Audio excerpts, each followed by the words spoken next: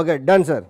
ఒకసారి మనము కాంట్రవర్సీలకు కేర్ ఆఫ్గా ఉన్నటువంటి డొనాల్డ్ ట్రంప్ గురించి ఒక 10 నిమిషాలు మాట్లాడుకునే ప్రయత్నం చేద్దాం సార్. ఇప్పటికీ ట్రంప్ ప్రపంచంలో ఉన్నటువంటి దేశాలన్నింటినీ నా గుప్పిట్లో పెట్టుకోవాలని చేస్తున్నటువంటి ప్రయత్నము ఇప్పుడు విఫలమైందనుకోవాలా, సఫలమైందనుకోవాలా? ఇరాక్ పైన 72 గంటల్లో యుద్ధం ప్రకటిస్తామనేసి ఒక పక్క, మరొక పక్క గ్రీన్లాండ్ ఆల్రెడీ యుద్ధ విమానాలు అక్కడ మోహరించాము అనేది రెండవ ప్రకటన. అసలు ట్రంప్ చేస్తున్నటువంటి ఈ అరాచక ప్రవర్తనని మనం ఏ విధంగా చూడాలంటారు? నిజంగా మీరు అంటే జ్యోతిషాన్ని నమ్మరు అనేది విషయం పక్కన నమ్మరు, ఆ విషయాన్ని కొద్దిగా 2 నిమిషాలు పక్కన పెడతాను సార్. బాబా వంగా అని ఒక అందురాలు చెప్పినటువంటి ఒక జ్యోతిష్యం 3వ ప్రపంచ యుద్ధము 2026లో రాబోతుంది అని ఒక పెద్ద చర్చ కూడా సాగుతున్న తరుణంలో ఈ ట్రంప్ తీసుకుంటున్నటువంటి కఠినమైనటువంటి నిర్ణయాల వెనుక 3వ ప్రపంచ యుద్ధము దగ్గరలో ఉంది అనుకోవచ్చా బాబు గోగినేని గారు? ముందు బాబా వంగా గారితో మొదలు పెడదామండి. పెద్ద ఆవిడ, ఓకే, కళ్ళు కనపడవు. ఎస్, కళ్ళు తెచ్చుకున్న మనకే రేపేం జరుగుతుందో తెలీదు, కళ్ళు కనపడిన ఆవిడకి రేపేం జరుగుతుందో తెలిసిందా? 1999లో 2000 సంవత్సరంలో ఎటువంటి విపత్తులు వస్తాయో ఆవిడ చెప్పింది కదా, రాలేదు కదా. 2020లో ఏమవుతుందో చెప్పింది, రాలేదు కదా. 2012లో ప్రపంచంలో ఏమవుతుందో చెప్పింది, రాలేదు కదా. ఇప్పుడు కంప్లీట్ టోటల్ డిస్ట్రక్షన్ 2012 అని అట్లా చెప్పారు కదా, చెప్పినా కూడా ఏం జరగలేదు కదా. సో వాళ్ళని అంత సీరియస్గా తీసుకోనక్కర్లేదు. అంటే కొన్ని సందర్భాల్లో బాబా వంగ గారు చెప్పినటువంటి కొన్ని జరిగాయి అనేసి మనము ఆల్రెడీ విన్నాము.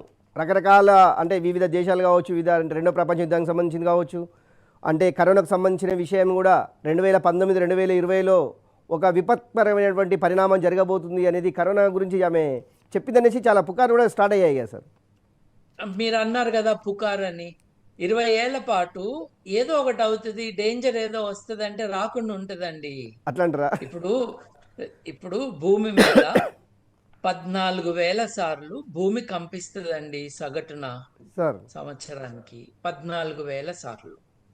ఇప్పుడు భూమి కంపిస్తుంది అని చెప్పటము మన ప్రెజెంట్ని డిస్క్రైబ్ చేయటం, ఫ్యూచర్ కాదు. ఈ 14,000 సార్లలో ఇన్ని శాతం సార్లు 7 రిక్టర్ స్కేల్ 7 వచ్చే అవకాశం ఉంటుంది అని కూడా చెప్పచ్చు. ఎప్పుడో 10 ఏళ్ల క్రితము టీవీలో డిస్కషన్ జరిగితే నేను అన్నాను, టీవీలో కూర్చొని TV9లో నేను ప్రకటించాను, వచ్చే ఇన్ని నెలల్లో ఆఫ్ఘనిస్తాన్లో భూకంపం వస్తుంది చూసుకోండి అని. వచ్చిందండి. నాకేమన్నా ప్రత్యేక శక్తులు ఉన్నాయా? సంవత్సరానికి ఇన్నిసార్లు భూమి కంపిస్తుంది సార్. ఓకే, అది మీరు సైన్స్ పరంగా చెప్పారు సార్. మీరు అది సైన్స్ పరంగా చెప్పారు, మీరు సైన్స్లో ప్రచారం చేయడంలో సక్సెస్. కానీ ఇప్పుడు 3వ ప్రపంచము యుద్ధము వస్తుంది అనుకోవాలా? 3వ ప్రపంచ యుద్ధం రాదనుకోవాలా? 2వ ప్రపంచ యుద్ధము 40లో ఎండ్ అయిందండి.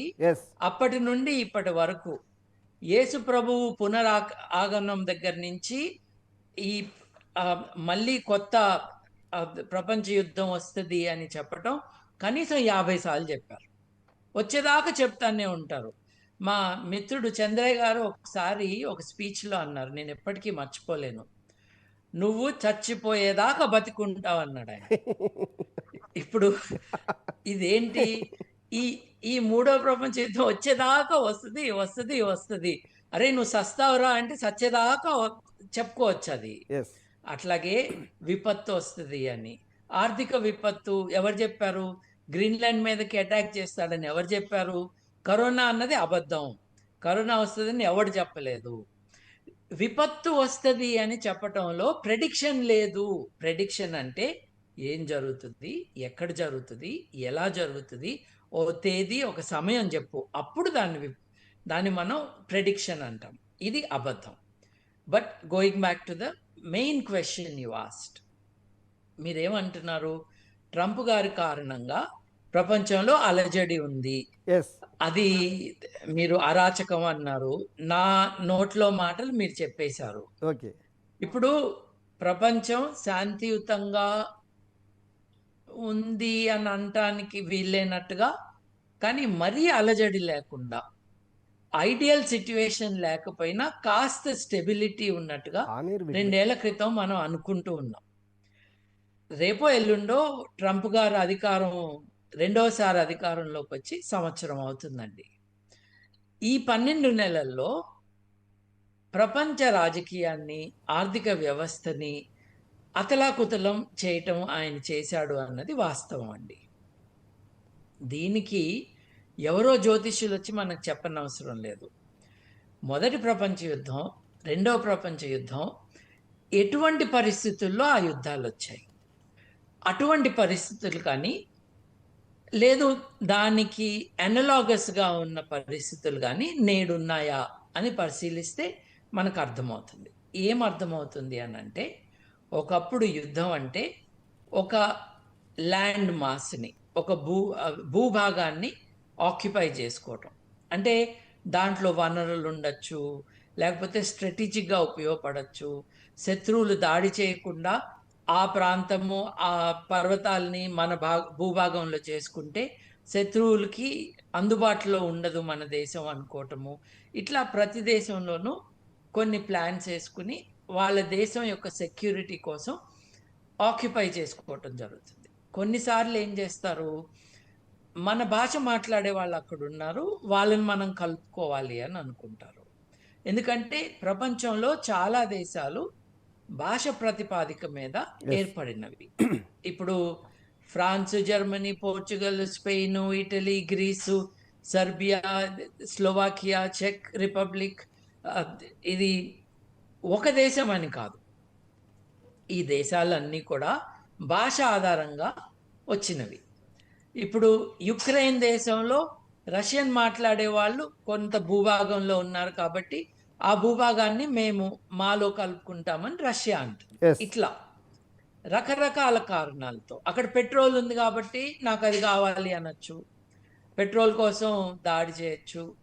లేదు, నా దేశం యొక్క శ్రేయస్సుకి, నా ఎనర్జీ సెక్యూరిటీకి డ్యామేజ్ జరిగే అవకాశం ఉంది ఈ దేశం కారణంగా, కాబట్టి ఈ దేశాన్ని నా అదుపులో పెట్టుకోవటం. మీరు ఇంట్రొడక్షన్లో ఆ మాటే అన్నారు, ప్రపంచం తన అదుపులోకి ఉండటానికి అని చేయటానికి ప్రయత్నాలు చేయొచ్చు. ఇవాళ ఏమవుతుందంటే, నేను ఇంతకుముందు చెప్పింది ఏంటి, భూభాగాన్ని ఎందుకు కలుపుకోవాలి, ఫలానా కారణాలు అని. ఈ యుద్ధం యొక్క లక్షణం మారుతున్నది. ఒకప్పుడు యుద్ధం అంటే ఒక సైన్యాన్ని పంపించడం, ఆక్రమించుకోవటం, వాళ్ళని కలుపుకోవటం, ఇట్లా చేయటం. ఇంకా ఒక 400-500 ఏళ్ళ క్రితం నుంచి మనం చూసుకుంటే వాళ్ళని బానిసలు చేయటం, వాళ్ళని సైన్యంలో ఎన్రోల్ చేయటం, ఇట్లాంటివి కూడా చేశారు. ఈరోజు కరెన్సీ అండ్ ట్రేడ్, వాణిజ్యము, అట్లాగే కరెన్సీని ఏమంటారు, విఫండినో ఏదో, వీటి ద్వారా యుద్ధాలు చేయటం అన్నది మనం చూస్తున్నాం. ఇప్పుడు ప్రపంచంలో 50% కంటే ఎక్కువ రిజర్వ్ కరెన్సీ యునైటెడ్ స్టేట్స్ యొక్క డాలర్. ఒక 50 ఏళ్ళ నుంచి పటిష్టంగా ఉంది, అట్లా ఆ పొజిషన్లో ఉంది. డాలర్ పటిష్టంగా లేకపోయినా ఆ పొజిషన్ మటుకు గ్యారంటీడ్గా ఉంది. అంతకుముందు గోల్డ్ స్టాండర్డ్ ఉండేది, బ్రెటన్ వుడ్స్ టైము. అంతకు పూర్వం మీరు ఒకప్పుడు బ్రిటిష్ పౌండ్ చాలా స్టాండర్డ్ కరెన్సీగా ఉండేది. ఇవాళ దానికి ఛాలెంజెస్ వస్తున్నాయి. ఇప్పుడు అమెరికన్ డాలర్ దేనికి, రష్యా, ఇండియా ఏదైనా వాణిజ్యం చేసుకుంటే రూబుల్స్లో చేసుకోవచ్చు కదా, చైనా వాళ్ళతో చేసుకోవాలంటే చైనీస్ కరెన్సీ వాడుకోవచ్చు కదా అంటూ కొత్త ఆలోచనలు మొదలైతే, ఈ పని చేస్తే మటుకు మీ మీద 100% నేను టారిఫ్స్ విధిస్తాను అని ట్రంప్ గారు బెదిరించారు. బెదిరినప్పుడు బ్రిక్స్ దేశాలు అంటే మనం Brazil, Russia, India, China, south Africa, ఈ 5 దేశాల్లో భారతదేశం కొంచెం వెనక్కి వెళ్ళింది. మిగతా దేశాలు మేము ఇది కంటిన్యూ చేస్తాము ఈ డిస్కషను అని అన్నారనమాట. ఇప్పుడు వాణిజ్యం మీరు చెప్పారు కదా, 500% వేసేస్తాను మీ మీద. ఇప్పుడు 50% నుంచి ఎక్కువ వేస్తే నువ్వు 1000% కూడా వేసుకో, సామాన్ అమ్ముడు కాదుగా. ఇప్పుడు ఈ టారిఫ్ అన్నది ఎవరి మీద వేస్తున్నట్టు? టారిఫ్ అంటే ఒక సుంకం కదండి. సుంకం అన్నది ఇంతకు ముందు కూడా మనం ఒకసారి చర్చించుకున్నాం. భారతదేశం నుండి రూపాయి విలువైన ఒక వస్తువు మీరు అమెరికా పంపించారండి. అమెరికన్ ప్రభుత్వం ఏమంటుందంటే, నా దేశంలోకి రూపాయికి రావటానికి లేదు, అది తెచ్చుకున్నవాడు రూపాయికి చారణ కలపాలో, 50% ఎస్. అంటే ఆటన కలపాలో, 500% అంటే 5 రూపాయలు కలపాలో కలిపి నా దేశంలోకి తేవాలి అని అంటున్నారు. ఇది ఎవరు కడుతున్నారు? ఆ దేశంలోకి తీసుకొస్తున్న అమెరికన్ కంపెనీ కడుతుంది. 5 రూపాయలకో లేకపోతే 4 రూపాయలకో రూపాయి వస్తువుని రూపాయి కంటే ఎక్కువకి ఒక కంపెనీ తెచ్చుకున్నాక తన లాభం దాంట్లో కలుపుకుని 2 రూపాయలకి అమ్మింది అనుకోండి. ఆ 2 రూపాయలు ఎవరు కడుతున్నారు? అమెరికన్లు కడుతుంది. ఎస్. సో పాకిస్తాన్ నుంచి రూపాయి విలువ వస్తువా, బంగ్లాదేశ్ నుంచి రూపాయి విలువ వస్తువా, భారతదేశం నుండి రూపాయి విలువ వస్తువు వస్తే భారతదేశ సరుకు పైన మటుకు సుంకం విధించి రూపాయి కాకుండా రూపాయిన్నర 2 రూపాయలు చేస్తే మన వస్తువుని ఎవరు కొనరు కదండి. అవును. అట్లా మన ట్రేడ్ని డ్యామేజ్ చేయటానికి చెబుతున్న మాటలు.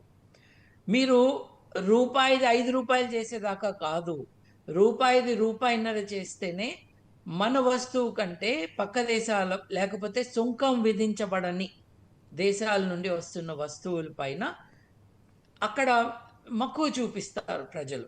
ఎస్. ఒక విషయం ఉందండి, ఈరోజు సోమవారం కదా,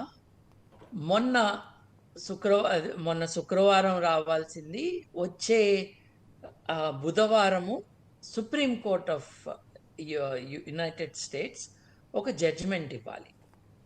ఈ సుంకం విధించటం, టారిఫ్స్ విధించటం అన్నది ప్రెసిడెంట్ యొక్క హక్కునా కాదా అని. ఆల్రెడీ ఒకసారి, ఇప్పుడు ఆయన యూకే పైన 10% అన్నాడు. ఇప్పుడు గ్రీన్లాండ్ని వ్యతిరేకిస్తున్న, అంటే గ్రీన్లాండ్ని అమెరికా కబ్జా చేసుకుని కైవసం చేసుకునే ప్లాన్కి వ్యతిరేకంగా ఉన్న దేశాల మీద 10% అన్నాడు. రష్యా నుండి ఇండియా ఆయిల్ కొంటుంది కాబట్టి అవసరమైతే 50%, లేకపోతే ఒక కొత్త బిల్ వస్తుంది, ఆ బిల్ ఇంకేమీ పాస్ కాలేదు, ఎస్. ఎస్. నాకు గుర్తున్నంత వరకు ఇంట్రడ్యూస్ కూడా కాలేదు. ఇంట్రొడక్షన్ కూడా కావాలి, అది చర్చకి రావాలి. Of course Republican party members అత్యధికంగా ఉన్నారు కాబట్టి అది చట్టం అవ్వచ్చు. కానీ రిపబ్లికన్ పార్టీలో కూడా ట్రంప్ చేస్తున్న పనులకి వ్యతిరేకత వస్తుంది. నా ఈ సుంకం అన్నది ప్రెసిడెంట్ యొక్క అధికారం కాదు, అది కాంగ్రెస్, అంటే మనం పార్లమెంటు, లోక్సభ, రాజ్యసభ అంటాం కదండి, అది కాంగ్రెస్ యొక్క హక్కు, కాంగ్రెస్ యొక్క అధికారం, ప్రెసిడెంట్ది కాదు.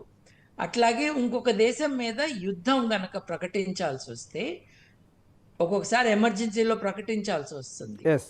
ప్రకటించి మళ్ళీ ఇన్ని రోజులు, 60 రోజులు ఎంతో, అన్ని రోజులకి నువ్వు మళ్ళీ కాంగ్రెస్కి వెళ్ళి కాంగ్రెస్ సమ్మతి పొందాలి. ఈ సుంకాల విషయంలో మనం ఎన్ని లెక్కలు వేసుకున్నా ట్రంప్